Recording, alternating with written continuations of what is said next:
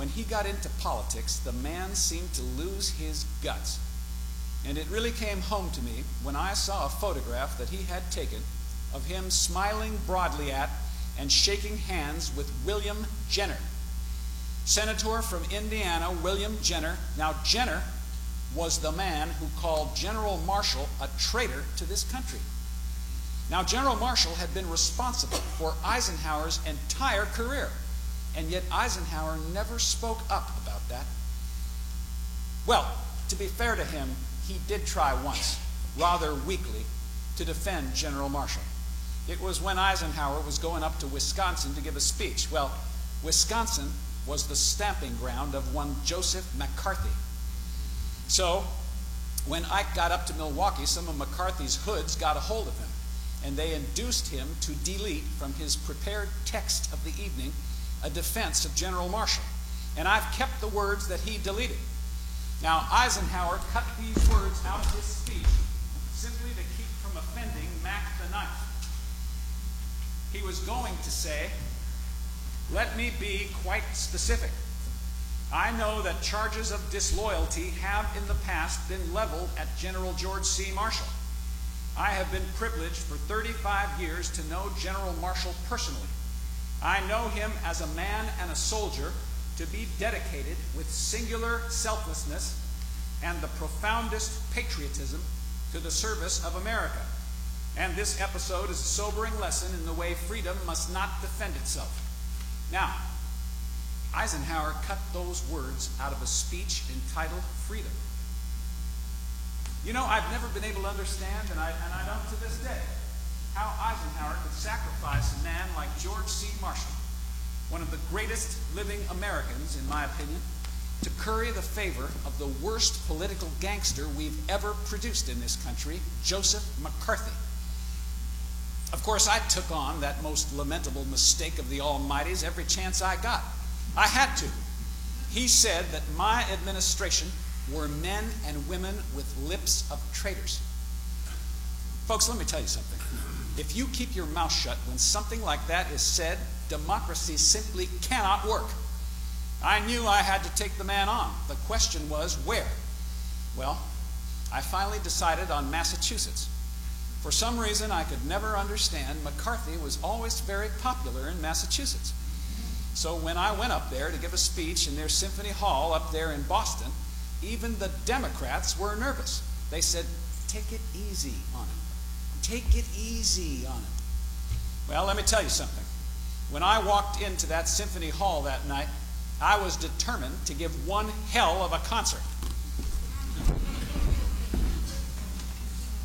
Governor, distinguished guests, ladies and gentlemen, it's a great pleasure to be back in the city of Boston tonight, and I certainly hope that in the future, if I'm ever out of a job and indigent, that you'll be as warm with your welcome at that time as you are tonight. However, this evening, I would like to deal with some of the fanatics, and in particular one fanatic who has enrolled in the so-called Great Republican Crusade of 1952. Now, this fanatic is using a technique developed by the greatest criminal in the history of mankind, in my opinion, Adolf Hitler. It's a technique called the big lie. Now, we all know how that works, I'm sure. It's simply telling a lie so monstrous that it stuns the listener. And then the lie is repeated over and over and over until it's finally accepted as the truth. Well, the lie that this fanatic is telling on my administration is that we are supposed to be soft on communism. It's a lie. It's a monstrous lie, and I state it unequivocally tonight for the record. However, this threat of communism is very real, not only in this country but throughout the world. But my friends, we must never, ever let that threat of communism make us lose our common sense, or more importantly, our confidence in one another as citizens of this great land of ours. Now, I make a pledge to you tonight. If there are discovered to be any communists in my administration, they will be thrown out. But they will not be thrown out without due process of law and without sufficient evidence because I still believe in the Bill of Rights and the Constitution of the United States. Now, all this uproar started when a Republican senator, a denizen of the political underworld named Joseph McCarthy, got his hands on, and to this day we don't know how he did it, but he managed to get hold of some old, meaningless security investigations. Now, as I said, they were out of date. They meant absolutely nothing, but this irresponsible man dumped them all into the public record. Now, to this day, he has been unable to uncover one single communist, nor will he ever be able to uncover one single communist, because all the man carries in that bulging briefcase of his is a bottle of booze. And he manages to knock off just about one bottle a day. Now, my friends, this man must be stopped, and stopped now. Not one of us in this country is safe from this irresponsible man, Joseph McCarthy. All you got to do is cross him. All you got to do is disagree with him, and he will set out to destroy you with any means that he can find. And as I stand before you tonight, my friends, at this very moment, the reputations of good, decent, patriotic Americans are being butchered by this man, Joseph McCarthy. And my friends, it is an American tragedy. It is tragic.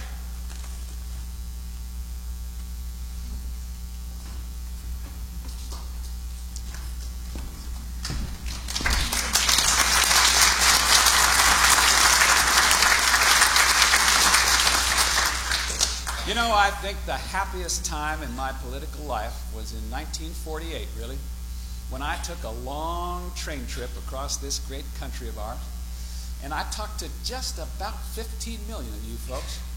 And by golly, if you didn't give me my old job back from a trouble. It's a big country. You know, it always reminded me of the story of the old cowboy who rode his horse all the way from California to New York City. And when he got to Times Square, an Irish cop looked up at him and he said, "Just how big is this country, cowboy?" And the old boy said, "Just about as big as your butt can stand to ride it, mister." And you know, I always felt that that was the problem with my opponent in 1948, Thomas E. Dewey. He simply could not stay in the saddle long enough to let people get a look at him. And I tried to let as many folks as I could hear me and see me. In fact, my train trip became known as the Whistle Stop Campaign. I tell you, we pulled into places you forget people live in this country. I remember we pulled into a place one morning called Dexter, Iowa, and I'd never heard of it, frankly, but we pulled in there at 5:30 one morning, and there were 96,000 farmers waiting to hear me talk. Folks, you just don't get 96,000 farmers together at milking time. It is not done. And if you do, you're going to have one hell of a run on buttermilk. Sometimes I made as many as 15 of those speeches a day, just going around and talking to people. Now, my opponent, Mr. Dewey, really didn't talk to people. He talked to experts. And every one of them said that I was going to lose by a landslide. And they published that. And I've got to tell you, frankly and candidly, it did spread some gloom and despair on my campaign train. Oh, heavens alive. I remember right before the election, one of my young assistants, a very bright young man and a speechwriter named Clark Clifford, came to me with tears in his eyes. And he said, "Mr. President, I'm afraid you're headed for the gallows." And I said, "Well, for heaven's sakes, Clark, the gallows is nothing more than a platform for the performance of miracle plays in which the leading actor is translated to heaven." But I'll tell you, I wasn't about to climb those stairs to eternity. So we kept whistle stopping. Good to see you. How are you? Nice to see you. All right, fine. What, ma'am? I'm sorry, I didn't. Why am I running? Well, I got to find a place to live, ma'am. Well, you know, we got a housing shortage. I don't want to be a burden on the community. You know how it is. What? All right, we've got to move on now, but before we do, I would like to pay tribute, most sincere tribute, to this great liberal spirit in this great state of Minnesota. Now, you all know better than I do where that spirit derives from. It derives from one very simple word: faith. Faith first in yourselves, then faith in each other, and finally faith in this great country of ours. And my friends, that is the kind of faith the Republican Party simply cannot understand. Now, you know, they won't tell you what they really believe in. I know they've got a platform, doesn't mean a thing. Well, this morning, I'm going to tell you what the Republican Party really believes in, and I can really tell you, because I've had the chance to observe that party from very close to for a very long time. Now, they tell you over and over again that they believe in the American farmer. They do, but they're willing to let him go broke. And they say they believe in the American home, but not public housing. And they say, it's right in their platform, they say they want to extend Social Security benefits to more Americans. You can read it. It's funny reading, because I'll tell you, the 80th Republican Congress has just taken Social Security benefits away from 750,000 Americans. Now, do they really believe the American people are so foolish they're going to believe poppycock like that? You know, they say they're for a minimum wage. You bet they are. The more minimumer, the better. And they say they believe in the American way of life. You bet they do. Just as long as it doesn't spread to all the folks. And they say, they tell you over and over, how they admire the American government. You bet they do. They admire it so much they want to buy it. Well, by golly, we're going to show them this election day that it's not for sale. Not now, never will be, never, ever, at any price. What, mister? No. No, I don't give them hell, mister. I just tell the truth on them, and it makes them feel like they're in hell. What, ma'am? I'm sorry, I didn't hear you. How do I feel about speech making? Well, I feel rather like the fellow that was on his way to his dear wife's funeral, and the undertaker asked him if he'd mind riding in the same car with his mother-in-law on the way to the cemetery, and he said, "I'll do it, but it's going to ruin my whole day." That's about how I feel. What? All right, we've got to move along now. How many? 9 more stops before sundown. I want to thank you all for listening to me. See you on Election Day. Oh, say, now folks, on Election Day, don't you dare vote for any political party. You vote for yourselves, you vote for your interests, and it'll wind up being the Democratic Party. God bless you.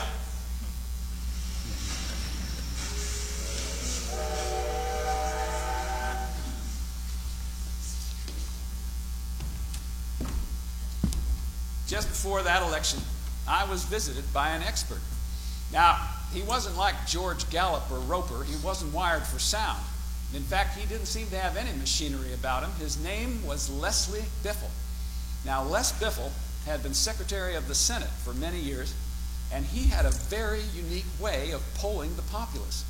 He got on an old spring wagon that was drawn by 2 mules, and he posed as a chicken peddler. And he just went around and talked to people. And when he got done, he came back and he said, "Mr. President, you've got nothing to worry about. The common folk are for you." And in that election, I voted the way most Americans did. I voted the straight Democratic ticket.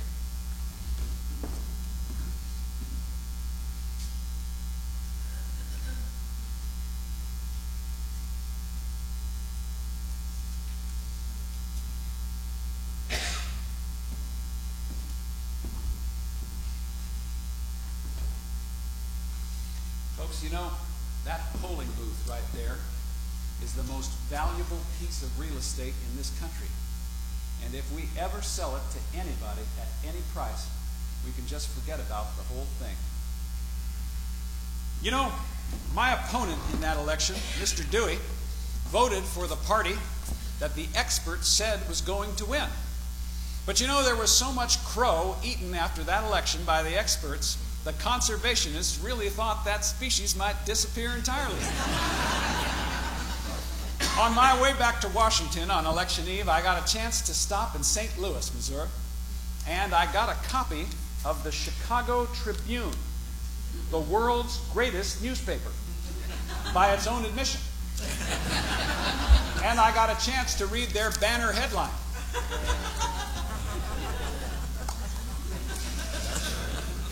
You know, my inauguration was very opulent, thanks to the 80th Republican Congress. They expected Mr. Dewey to win. So they appropriated a ton of money for his inauguration. I tell you, the old town was so full of liquor, if it could have walked, it would have staggered. Just before that election, I found out that Mr. Dewey had a little victory song written for him. It was supposed to be played at his inaugural ball. Now, he never got a chance to play it, but I've heard it, and I got to tell you, it's a very catchy little tune, and I'm going to try to render it for you tonight, in the very best sense of that word, render. You know, I really wish Mr. Dewey was here to sing it for you, because he has a very fine, rich, church baritone voice. But I'm afraid you're just going to have to get by with my rather wheezing, whiskey Missouri tenor.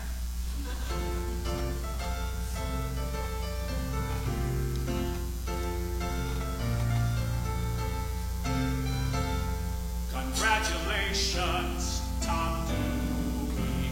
You won by a landslide today. Thick and through thin, we knew you would win, 'cause who'd ever vote to let Truman stay in? Congratulations, Tom Dewey. Your Republican dreams have come true. Here's a victory roar for President number 34. The White House is waiting for you.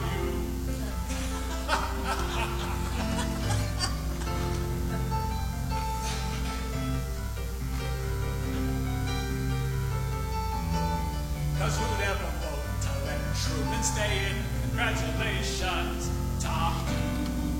Your Republican dreams have come true. Here's a victory roar for President number 34. The White House is waiting for you.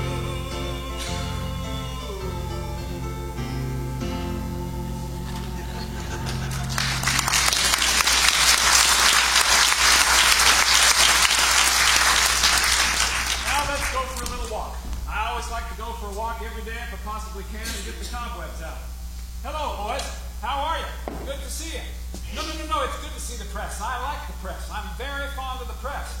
You know, it's amazing what a fella can learn from the press that he never knew about himself before. Absolutely. You know, boys, I agree with Thomas Jefferson. He said if he had to choose between no government and no press, he'd choose the former, and I agree 100%. Yes, I heard that. I heard that Richard Nixon called Dean Acheson the Red Dean. Boys, let me tell you something. If Acheson, Marshall, and myself are traitors to this country, we are in one hell of a fix. And I'll tell you something else. Richard Nixon is a no-good lying son of a bitch. He could lie out of both sides of his mouth at the same time. In fact, if he ever caught himself telling the truth, he'd tell a lie just to keep his hand in it. What's that? What about Kennedy? Well, I'll tell you as I walk, boys. Could we move? President of the United States got to get through here. We've got to keep moving, boys, at 120 a minute. All right. Now, is there any place around here to strike a blow for liberty? Well, there isn't. Well, let's not go this way. What about Kennedy? Well, he's a good boy, but the father bothers me. Well, how many fathers do you know that could buy their son West Virginia? Oh, no. Being Catholic's got nothing to do with it. No. It isn't the Pope that worries me. It's the Pop. This cane? Well, this cane was given to me by the boys in Battery D. It's kind of nice, isn't it? You know, on my inauguration day, they had a little ceremony for me, and one of them yelled up to the dais. He said, "Don't break it, you clumsy bastard." Oh, boys, I've got to watch my cousin. Nixon is very concerned about my cousin. Well, he says that some kid might copy me, you see, and then have to have his mouth washed out with bourbon.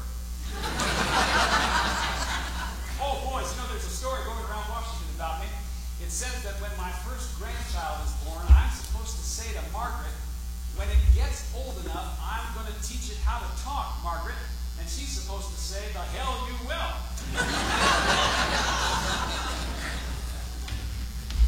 What's that, son? I'm sorry, I didn't hear you. Oh, no. This isn't a parade, son. No, this is just an old codger just trying to keep his blood flowing is all this is. Who am I? Well, I'm Harry Truman. Who are you? What? Tim George? Well, nice to know you, Tim. How are you, son? What do I do? Well, I'm President of the United States, Tim. That's right. Oh, no. I don't run the country, son. I'll tell you, there are a lot of folks involved with that. I'll tell you what I think I really do, Tim.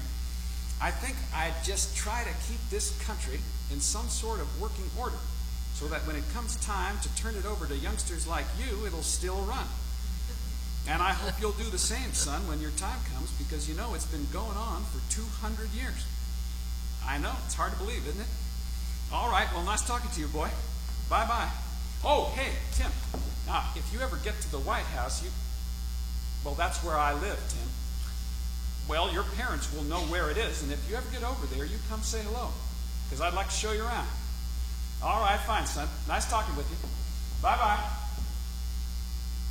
You know, boys, we have got to keep the kids in this country stirred up. We've got to keep them enthused about our history and about our future. You know, the high school kids are all right, but the college kids bother me. Well, I talk to them sometimes, and when I talk to them, some of them seem to think they know it all. And I really try to explain to them it's what you learn after you know it all that really counts. What's that? Eavesdropping? I'm sorry, I don't know what you... Oh, you mean the listening in on telephones, the bugging they call it. Notorious violation of the Bill of Rights. I'm sorry, super what? Super government? Well, I've never heard of such a thing. Oh, you mean dictatorship. Well, why didn't you say that? No. Never happened. No. The Constitution will stop them every time. In fact, young man, any fellow that ever tried that would feel like the guy who woke up in a coffin with a lily in his hand and said to himself, if I'm alive, what am I doing here? And if I'm dead, why do I have to go to the bathroom? No, I'll tell you, boys, there's only one way a thing like that could happen in this country, in my opinion, and that's if we had a liar in public office. Nothing more dangerous than a liar in public office, because the people might believe him. And if the people ever found a fellow like that, they should show him the same amount of compassion that he showed the Constitution, no more, no less. Remember, boys, always do right. It'll gratify some and astonish the rest. Don't you ever say a thing like that in my presence? No, wait a minute. I heard what you said. No, wait a minute. Now, look, young man. This is a great country. It was built by great people. Do you realize this is the only country in the history of the world ever to hold out a helping hand to all the world's peoples, including its enemies? Well, it happens to be true. And don't you ever say a thing like that in my presence. What? The future? Well, how would I know? I'm not a prophet. Oh, wait a minute. Have you ever heard of a fellow named Tennyson? Poet. Very good. That's a good start. All right. Well, have you heard of a poem called Locksley Hall? Well, it doesn't matter, because you're about to hear a little bit of it, because I've carried this around with me since my high school days. And I must have copied it over at least 50 times just to keep up with the wear and tear on the paper. But this is what Tennyson had to say about that question of yours about the future. Now, he wrote this in 1840. Remember that. This is what he had to say. For I dipped into the future, far as human eye could see, saw a vision of the world and all the wonders that would be, saw the heavens filled with commerce, argosies of magic sails, pilots of the purple twilight, dropping down with costly bales, heard the heavens filled with shouting, and there rained a ghastly dew from the nation's airy navies, grappling in the central blue. Far along the worldwide whisper of the south wind rushing warm, with the standards of the peoples plunging through the thunderstorm, till the war drums throbbed no longer, and the battle flags were furled in the parliament of man, the federation of the world, where the common sense of most shall hold a fretful realm in awe, and the kindly earth shall slumber, lapped in universal law.